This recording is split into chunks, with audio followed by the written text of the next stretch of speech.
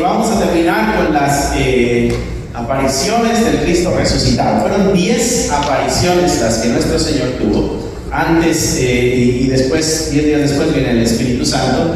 Hoy vamos a ver la 10ª, porque de la novena no hay mucha información tampoco. Nada más Pablo menciona en Corintios de que se le apareció a Jacobo, y esa es toda la información que tenemos de esa novena aparición. Pero de la 10ª aparición sí tenemos, y es el momento de la ascensión, cuando es recibido en las alturas, y eso lo encontramos en Hechos capítulo 1. Así que vamos a ir a Hechos capítulo 1. Y esa es la 10ª aparición. Mientras tanto, nos encomendamos al Señor. Padre, te damos gracias una vez más por tu palabra, por tu Espíritu, pero gracias también por cada uno de los hombres que están en esta congregación el día de hoy acá, Señor. Sean o no sean padres, son padres en potencia. Tú les creaste con esas habilidades y capacidades. Y quizá no tengan hijos biológicos, pero quizá tengan sobrinos o tengan primos pequeños que de una u otra forma han afectado sus vidas también. Así que te damos gracias por ellos, gracias por sus vidas. Y gracias por la oportunidad que nos das a todos de poder ser parte de esta gran familia. Háblanos el día de hoy a través de tu palabra. Te lo pedimos en el nombre de Jesús. Amén. Amén y amén. Hechos capítulo 1. Nuevo Testamento, ¿no? Estas son las últimas palabras, pudiéramos decir, del Cristo resucitado, aunque veremos una aparición más, pero no el siguiente domingo, sino hasta el otro. Allá con Pablo, porque se le aparece a Pablo también, y él mismo dice: como un abortivo se me apareció a mí, ¿no? Muy bien, Hechos capítulo 1, versículo 4 al 11 vamos a estar nosotros leyendo el día de hoy. Y vamos a ver 3 cambios drásticos que nuestro Señor Jesucristo nos muestra a través de este relato que escribe Lucas en el libro de Hechos, que destruye cierta mentalidad antigua para prepararlos para la nueva etapa que tienen en su vida, ¿no? Así que, versículo 4 dice: y estando juntos, les mandó que no se fueran de Jerusalén, sino que esperasen la promesa del Padre, la cual les dijo: oíste de mí, ¿no? Les dice: no se vayan del área de Jerusalén, porque hay una promesa. La promesa es de que el Espíritu Santo va a bajar sobre ellos, va a venir. Así que eso que oíste, espera, confía. Si yo lo prometí, se va a cumplir, ¿no? Porque Juan, dice el versículo 5, ciertamente bautizó con agua, mas vosotros seréis bautizados con el Espíritu Santo dentro de no muchos días. Este es el día 40 después de la resurrección. Pero lo que Jesucristo les está diciendo a ellos es: ustedes fueron bautizados con agua. ¿Se acuerdan el bautizo de Juan? ¿Se acuerdan Juan el Bautista cuando estaba bautizando en el río Jordán? ¿Se acuerdan de esa escena? De pronto la película, si la vieron, donde era Jesucristo, ¿no? El bautizo de Juan era el bautizo de arrepentimiento. Juan tenía una misión. La misión de Juan el Bautista era preparar el camino para el Señor. Entonces lo que Juan hacía con sus discípulos era prepararles el corazón para cuando Jesucristo apareciera. Y una de las cosas que Juan hacía era bautizarles, pero su bautizo era conocido como el bautizo del arrepentimiento. Bautizo lo que quiere decir es ser sumergido. ¿Okay? Eso es lo que quiere decir bautizo. Entonces, la idea de Juan es todo aquel que está totalmente metido en un ambiente diferente. ¿Tú te has metido a nadar? ¿Sabes tú nadar o no sabes tú nadar? No. Perdón. Me equivoqué de género. Aquí hay una. ¿Alguna vez te has caído en el agua y sientes que ya no puedes salir al menos? Sí. Eso sí. Has abierto mucho la llave de la ducha y ¡ay! Sientes que no puedes respirar. Bueno, imagínate que te metes al agua y entras en un ambiente totalmente diferente que no es el tuyo, ¿no? ahí no puede respirar. Ahí casi no puede ni abrir los ojos. Bueno, yo que soy un excelente nadador sé de eso. Nada, yo lo que sé es flotar. Yo agarro aire y se me llenan los pulmones de aire, entonces ya debo flotar. Pero cuando te metes al agua, entras en un ambiente totalmente diferente, te conduces diferente. La vida no es como el ambiente de afuera. Bautizo quiere decir sumergido en. Entonces, si el bautizo de Juan es el bautizo del arrepentimiento, quiere decir de que la gente, en una forma simbólica, está metida en un ambiente donde hay arrepentimiento. Y tú sabes que el arrepentimiento es un cambio de mentalidad. Quiere decir que ya no se pensaba como antes se pensaba. Yo antes creía que robar era bueno, porque el que no tranza, ese verso sí se lo sabe bien. El que no tranza no avanza, ¿no? Entonces creíamos que eso estaba bueno, porque había que avanzar en la vida, ¿no? Entonces había que hacer tranza. Pero el arrepentido se da cuenta de que esa acción no es correcta y entonces cambia totalmente su forma de pensar en cuanto a esa acción. Entonces dice, no, el transar no es bueno, aunque avances, no es bueno, porque rompe mi relación con el Padre. Entonces cambia la mentalidad y se va hacia otra dirección, una dirección alejada a esa idea. Ese es el arrepentimiento, un cambio de mentalidad, donde lo que creíamos que estaba bien, ahora reconocemos que está mal, y entonces vamos en una dirección totalmente diferente. Eso es lo que quiere decir arrepentimiento. Entonces, cuando Juan bautizaba con el bautizo del arrepentimiento, lo que quería decir es de que todos los discípulos que le seguían a Juan habían cambiado su mentalidad en cuanto al estilo de vida que llevaban y habían decidido tener un estilo totalmente diferente. Pero eso solamente les preparaba para cuando Cristo llegara. Faltaba un elemento clave, que era Jesucristo. Entonces Jesucristo acá les está diciendo esto a ellos, está trayendo a la mente otra vez esto. Recuerda que Cristo ya resucitó. Recuerda que los discípulos ya vieron los milagros que Jesús hizo. Ya vieron cómo resucitó muertos, cómo sanó leprosos, algo que nos recordaba hoy nuestra hermana Eva, ¿no? Sanó leprosos, sanó ciegos, sanó paralíticos, sanó de fiebres también. Porque no hay enfermedad tan pequeña que sea insignificante. A la suegra de Pedro la sanó de una fiebre. Entonces ellos habían visto todo esto. Lo vieron morir en la cruz. Pero también se han topado con él. Ya esta es la 10ª vez que se han topado con él resucitado.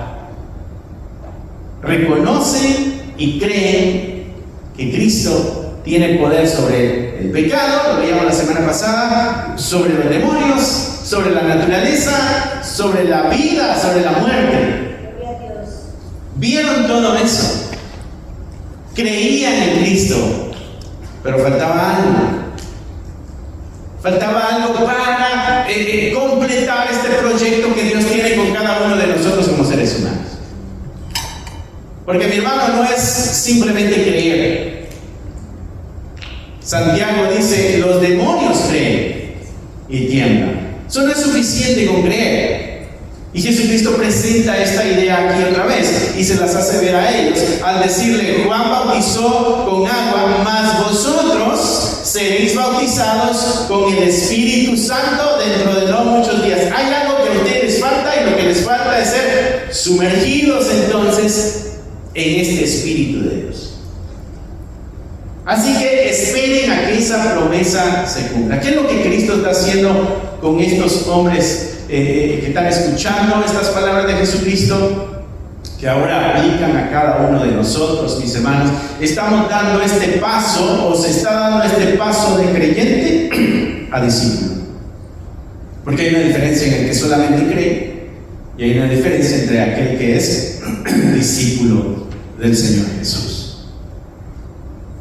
Y Jesucristo le está haciendo ver esto a ellos. Algo ustedes necesitan todavía, y les hace ver de que tienen que salir de aquel esfuerzo humano de ya no pecar, de ya no fallarle a Dios, eso que involucra el arrepentimiento, al otro aspecto: ser llenos del Espíritu Santo de Dios. Hay una diferencia entre aquel que cree que Cristo existió y murió y aquel que tiene al Espíritu Santo dentro de su corazón. Tú te vas a topar con esta gente en la calle. ¿Tú crees en Dios? Sí. ¿Estás dispuesto a entregarle tu vida y seguirle y obedecer sus mandatos? Todavía no me siento listo. Quizá después. Ahorita estoy muy joven, tengo toda una vida por delante. Después te entregaré en totalidad a Él, ahorita todavía no. Es la gran diferencia entre aquel que solamente cree y aquel que es un discípulo de Cristo. Y la semana pasada Jesús nos mandaba a ser discípulos. No solo alguien que conozca que Cristo murió y resucitó, sino alguien que deposite totalmente su confianza, su esperanza y le tenga a Él como Señor de su vida. Hay una enorme diferencia, una diferencia abismal, tan grande la diferencia que está entre la vida eterna con Dios o la vida eterna sin Dios. Y recuerdo ese pasaje una vez más de Santiago, cuando decía él: los demonios también creen y tiemblan. Hablando de salvación, vemos ahí la diferencia abismal que había. Muchos de nosotros en esta idea también vivimos a veces frustrados porque vemos la vida y nos esforzamos en la vida con nuestra propia energía, con nuestra propia fuerza. Jesucristo les está invitando a ellos a que sean cargados del Espíritu Santo para enfrentar la vida que les espera ahora. Recuerda que Jesucristo está preparándolos para lograr, para impactar al mundo entero, para transformar al mundo entero a través de un mensaje de salvación. Pero no lo van a poder hacer solamente con sus fuerzas. Van a necesitar un poder sobrenatural, que sea el Espíritu de Dios en ellos. Y a veces nosotros caemos en eso, tratando de hacer cosas para el Señor bajo nuestra fuerza, y no permitimos que sea la fuerza del Espíritu de Dios que obre a través de nosotros. El discípulo tiene al Espíritu Santo dentro que le ayuda a transformar. El creyente lo hace a través de su fuerza nada más. El creyente es autosuficiente. Yo puedo, yo sé lo que tengo que hacer, yo sé cuándo lo tengo que hacer y veré cuándo lo hago. El discípulo depende totalmente de la dirección del Espíritu Santo. Jesucristo les invita a ellos a dejar de depender en su autosuficiencia y comenzar a descansar en la dirección del Espíritu Santo. Primer cambio que hace en este aspecto de creyente a discípulo es esperar la transformación que hace Dios y no depender de sus propias fuerzas. Primer cambio. Y ese es un desafío para nosotros también. Esforzarnos más por ser como Jesús. Esforzarnos más por ser como nuestro Señor. Versículo 6. Aquí encontramos el otro cambio nosotros, del 6 al 8. Dice: entonces los que se habían reunido le preguntaron diciendo: Señor, ¿restaurarás el reino de Israel en este tiempo? ¿Es ahora cuando va a suceder el cambio? ¿Recuerdas que ellos estaban esperando de que se sembrara en la tierra el reino de Dios? Es la promesa de que tendríamos un rey enviado por el Señor. Entonces ellos estaban bajo el gobierno romano. Y entonces la pregunta que le hacen a Jesucristo es: ahora cuando el gobierno romano va a ser derrocado y entonces habrá el enviado del Señor, va a tener el control y vamos a ser restaurados. Entonces es ahorita cuando va a suceder eso. Es lo que le están preguntando a Jesucristo. Le dicen: ¿restaurarás el reino de Israel en este tiempo? Porque ellos ya saben que es el Mesías. ¿Eres tú el que va a restaurar ahorita en este tiempo? Y Jesucristo le responde: no os toca a vosotros saber los tiempos o las sazones que el Padre, puso en su sola potestad.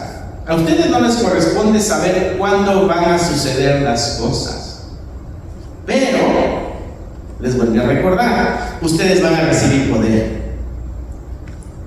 ¿Poder para qué? Cuando venga el Espíritu Santo sobre ustedes, van a recibir poder y me van a hacer ustedes testigos y dar las coordenadas: Jerusalén, Judea, Samaria y lo último de la tierra.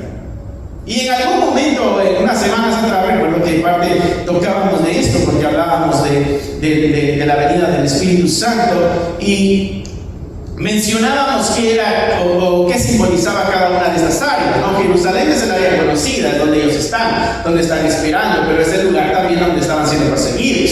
Es el lugar de conflicto, de angustia, donde hay que esperar a que el Señor nos saque de ahí. Y después pasaban a Judea, que es el área más grande, y hablábamos de nuestra familia, nuestro trabajo, la gente que conocemos. Después pasábamos a Samaria. Samaria son los enemigos.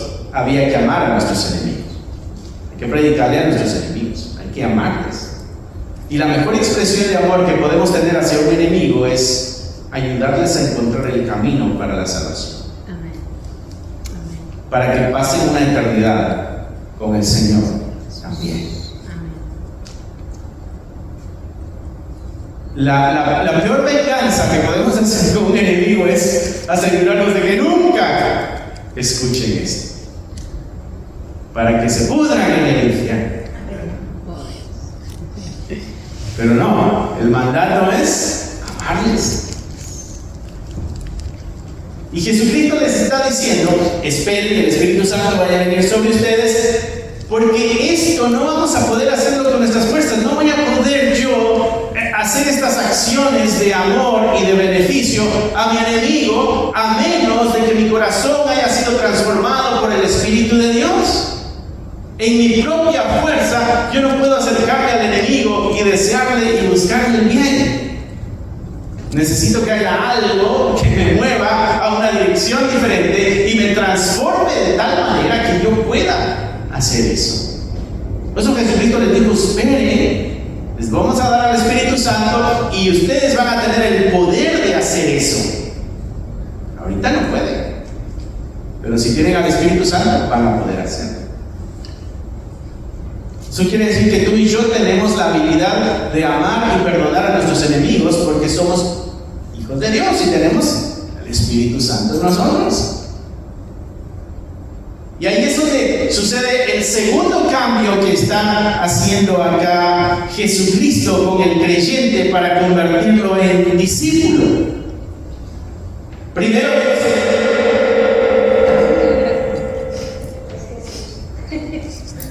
de tus personas. Alguien hizo algo aquí muy malo. Yo creo que fue Mario, ¿verdad? El que hizo algo muy mal. Es el que tiene el control. Bueno, estábamos en la segunda cosa que está haciendo acá nuestro Señor Jesucristo. El segundo cambio. El primero vimos que era el cambio del bautizo de arrepentimiento a tienes que tener al Espíritu Santo. El segundo cambio que está haciendo acá Jesucristo es este cambio de agenda. Mi agenda personal tiene que ser cambiada por la agenda de Dios. Lo que a mí me interesa, lo que a mí me gusta, lo que a mí me place, lo que yo sueño, va a tener que ser cambiado por lo que a Dios le place, a Dios le agrada, y el proyecto o el plan o el propósito, como tú quieras verlo, que tiene Dios para tu vida. Amén. ¿Qué es lo que Dios espera de ti y qué es lo que tú quieres de ti mismo? Ellos querían libertad política. Ahora vas a restaurar el reino, vamos a estar en paz. Ahora quitarás al gobernante que nos está presionando. Es ahora cuando disfrutaremos de paz y de prosperidad. Y Jesucristo les dice: a ustedes no les interesa eso. Lo que ustedes tienen que buscar es recibir el poder del Espíritu Santo para cumplir la tarea que se les está encomendando. Y cambia el enfoque Jesucristo. Amén. Cambia el chip, la forma de pensar, donde mis metas, donde mis deseos son los que tienen la prioridad, y ahora es la meta y el propósito de Dios la que debe tener la prioridad. Amén. Ellos decían: restaurarás el reino de Israel en este tiempo. Atrapados todavía en las pequeñas visiones terrenales, en los planes limitados y pasajeros. Porque los planes que tú y yo tenemos para nuestra vida, mis hermanos, sean de carrera, sean de familia, sean de trabajo, sean de retiro, sean dentro de unos 50 años, los planes ya pasaron a la historia, al menos en mí. Yo ya tengo 51, yo no quiero llegar a 100 años. ¿Cómo cuántos crees tú que voy a tener para agarrarlo como profecía? Me preparo para esa fecha. Así como va pastor en unos 10 años, ya va a desaparecer. Pero mis planes, ¿cuánto tiempo pueden durar y ser disfrutados? Y entonces Él nos invita a depositar nuestro enfoque en los planes eternos. Amén. En los planes que van a durar siempre. Amén. No los limitados acá en la tierra. Entonces la diferencia, mi hermano, entre el creyente y el discípulo es de que su agenda no es su agenda, sino que su agenda es la agenda de Dios. Amén. ¿Qué es lo que Dios quiere de mí? Amén. Dice el discípulo.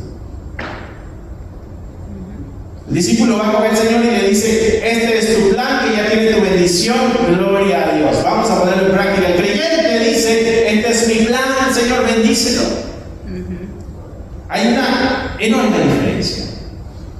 Y es ahí donde Él se convierte en nuestro Señor. Y ya no soy yo el dueño de mi propia vida. Es Él el Señor de mi vida. Hablaba con un muchacho hace unas semanas atrás, y tocábamos este tema de cómo sabemos si estamos, cómo sabemos si el Señor es nuestro Señor, si Él es mi Señor.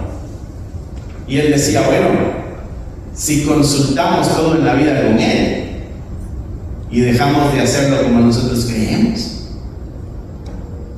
Y es una tremenda clave para descubrir si Él es nuestro Señor. ¿Le busco el consejo a Él primero o actúo y después digo: Dios mío, ayúdame, porque me metí en un grave problema?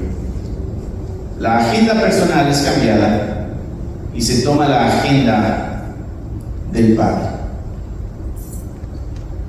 El creyente busca a Dios para que Dios respalde su propia agenda, para que bendiga mi negocio, para que arregle mis problemas familiares, para que me ayude a tener una vida cómoda.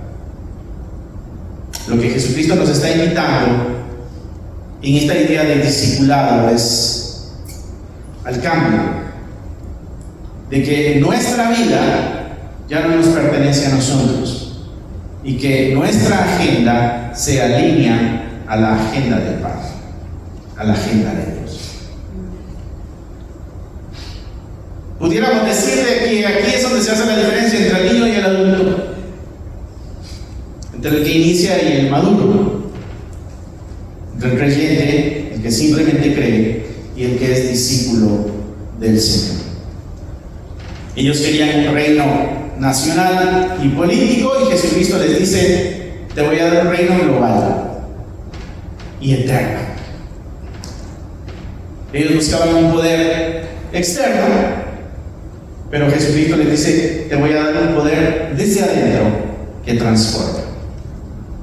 El plan que tiene Dios para nosotros, mis hermanos, es 100 veces mejor que el plan que tú puedas tener para tu propia vida.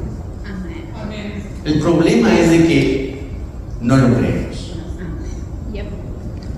Y el problema con nuestros propios planes y proyectos es de que llevan una tremenda cantidad de placer. Si hay algo que me causa a mí placer, eso es lo que voy a buscar. Si hay algo que me va a causar dolor y sacrificio, eso no lo voy a rechazar. Y como yo soy bien espiritual, cuando hay algo que viene y me causa placer, digo, esto viene de Dios.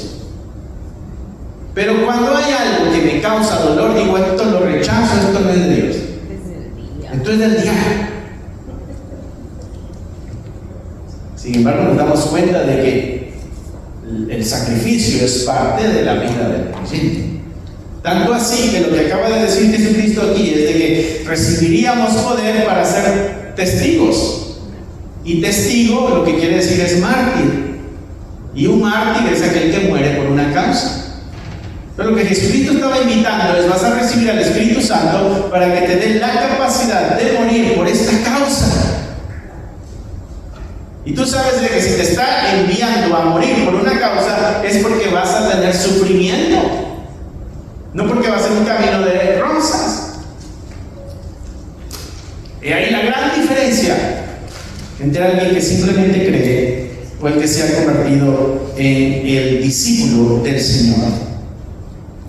Sobre el carácter de Cristo no solo se forma en ti, mi hermano, y en mí, cuando los intereses de su reino se desplazan por completo en nosotros y hacen a un lado todas nuestras ambiciones. Es ahí cuando tú y yo podemos decir: vamos en el camino correcto del discipulado. Cuando los intereses del reino son mucho más grandes que nuestros propios intereses. Y aquí es donde tú y yo tenemos que examinar nuestras oraciones.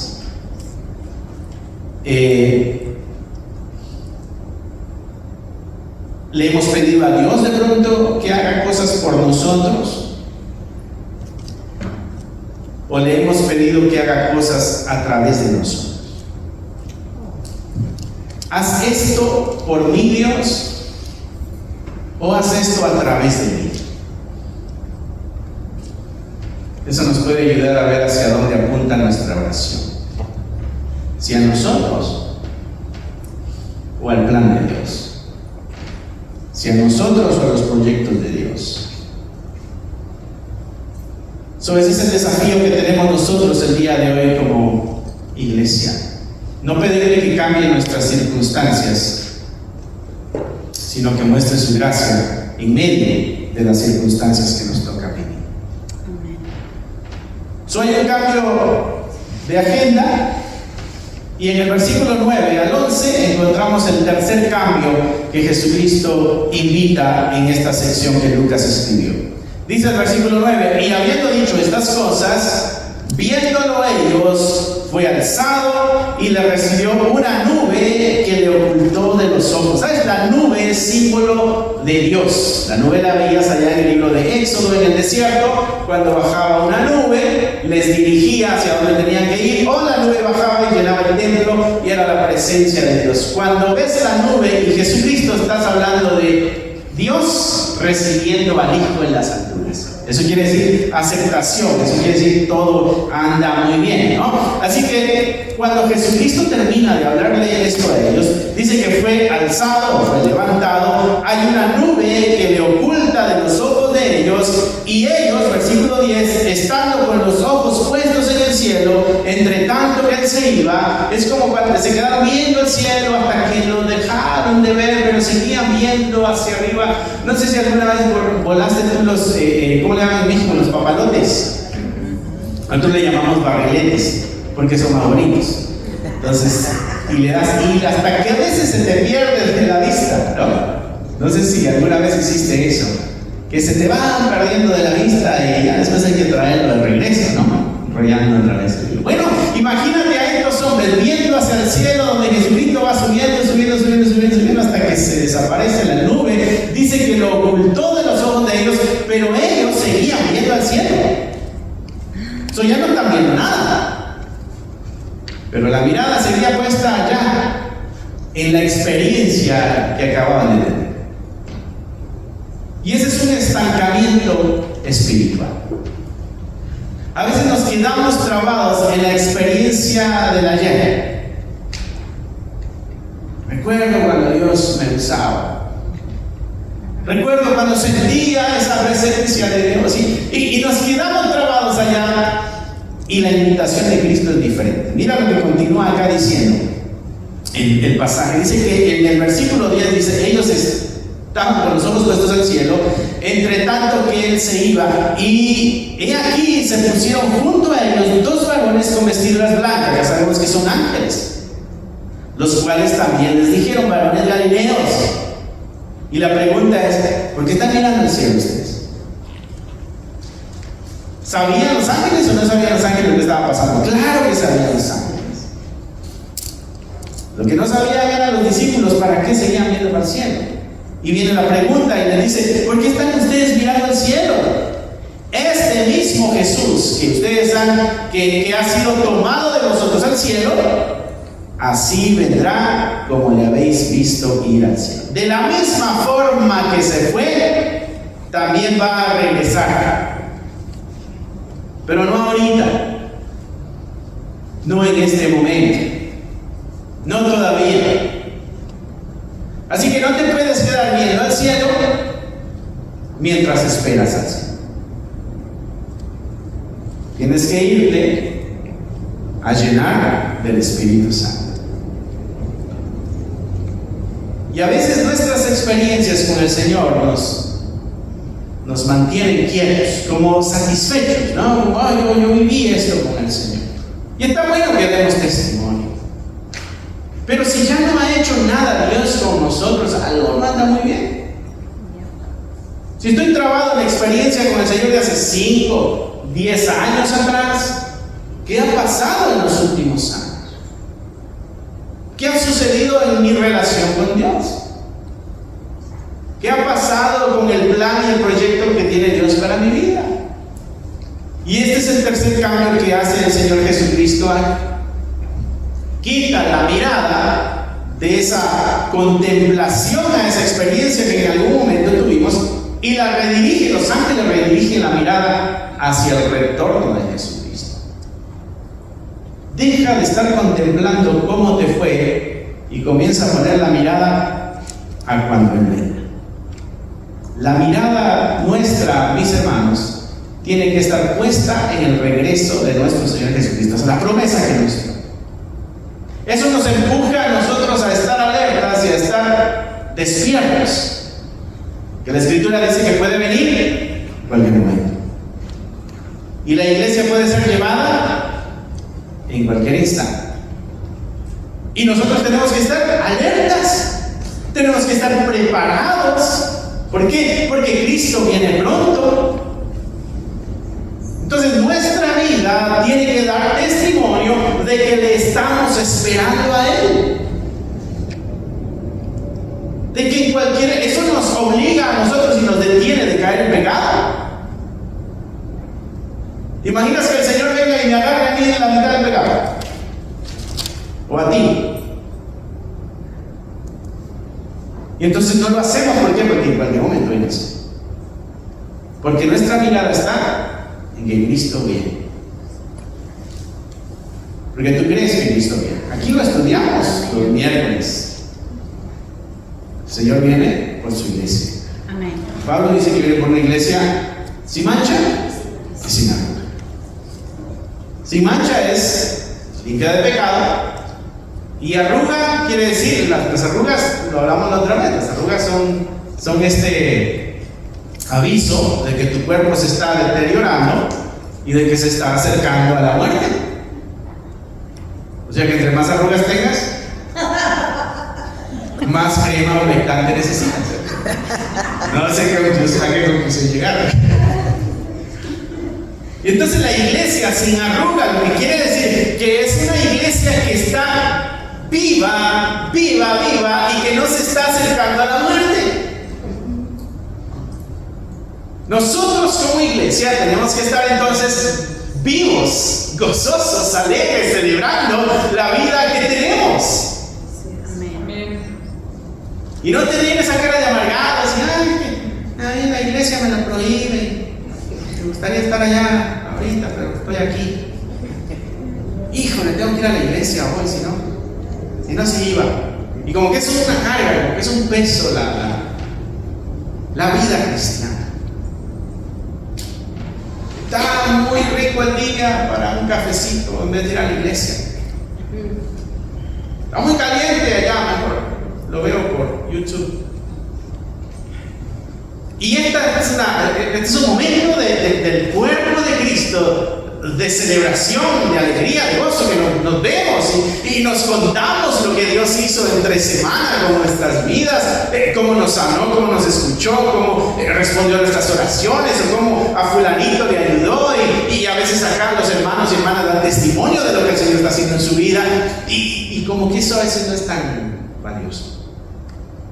El cambio de perspectiva es lo que Jesucristo nos invita a hacer, para hacer la diferencia, mis hermanos, entre solamente creer y convertirnos en discípulos del Señor Jesucristo. Amén. Porque el discípulo hace discípulos. El creyente invita a la iglesia, el discípulo hace discípulos. El creyente da un tratadito en la calle y dice: te espero, aquí está la dirección.